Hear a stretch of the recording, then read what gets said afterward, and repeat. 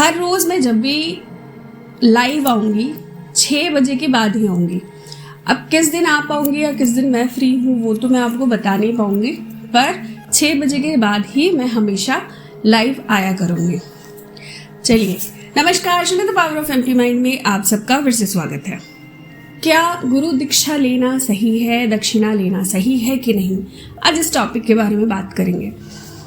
Topic शुरू करने से पहले ही मैं फिर से एक बार ये बात क्लियर कर देना चाहती हूँ कि मैं ऑनलाइन कुछ भी नहीं करती।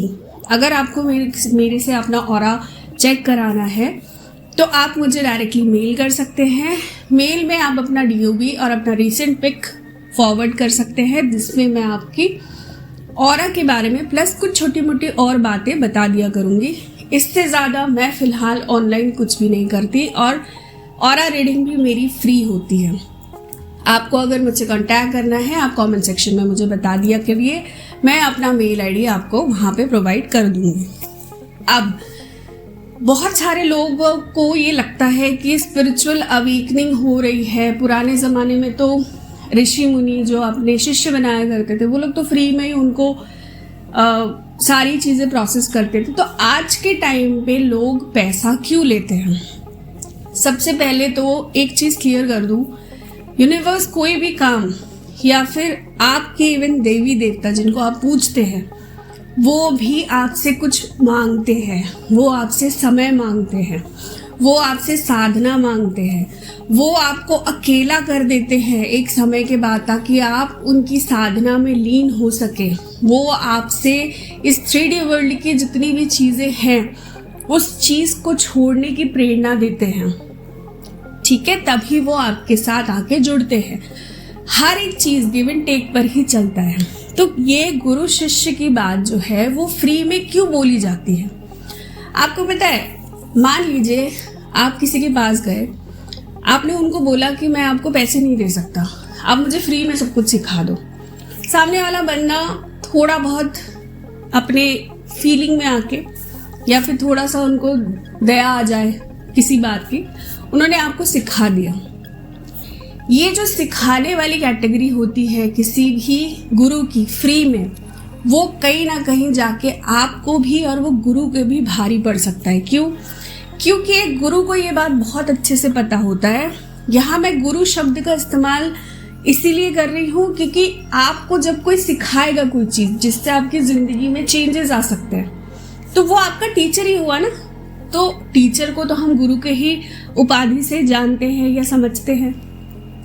अब उन्होंने आपकी लाइफ में कुछ ऐसी बातें बताई या फिर आपसे कुछ ऐसी कुछ चीज़ें करवाई जिसकी वजह से आपकी ज़िंदगी में शांति आनी शुरू हो गई, आपके घर में कलेश कम हो गया, आप कहीं ना कहीं अपने इष्ट के साथ जुड़ गए।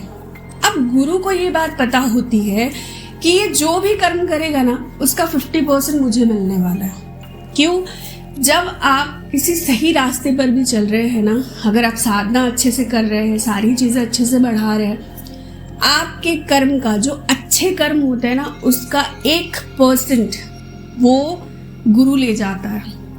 और ये गुरु अपनी मर्जी से नहीं लेता, ये प्रकृति का नियम ही है कि आप अगर किसी से कुछ ले रहे हो ना तो आपको बदले में कुछ ना कुछ देना पड़ेगा।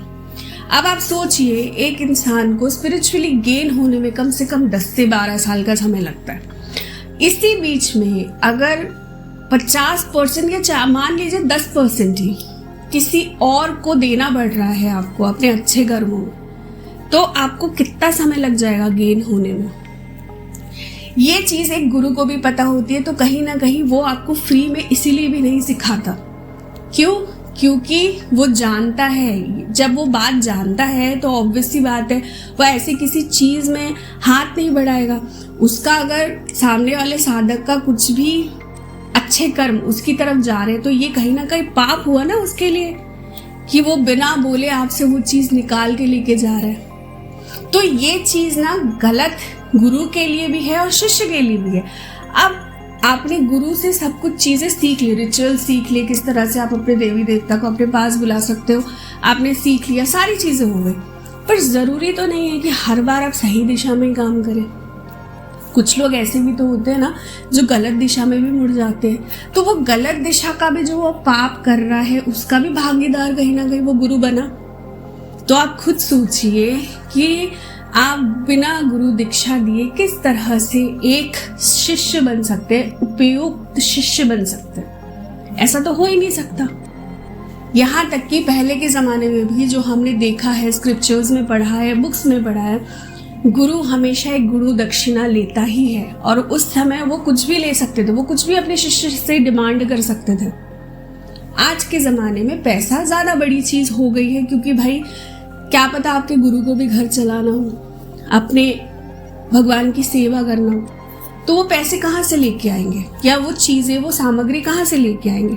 या तो फिर आप जाके उनकी पूरी तरह से सेवा करिए। आजकल तो लोग माँ बाप की सेवा नहीं करते, तो गुरु की सेवा करने के लिए कहाँ जाएंगे, क्योंकि मेहनत तो कहीं ना कहीं आपको ही करनी है। बस इतनी सी ही बात समझाना चाहती थी। आशा करती हूँ मेरी इस वीडियो से आज आपने नया कुछ ज़रूर सीखा होगा। चैनल को लाइक और सब्सक्राइब करना ना भूले, फैमिली को बढ़ाते रहिए। Thank you so very much.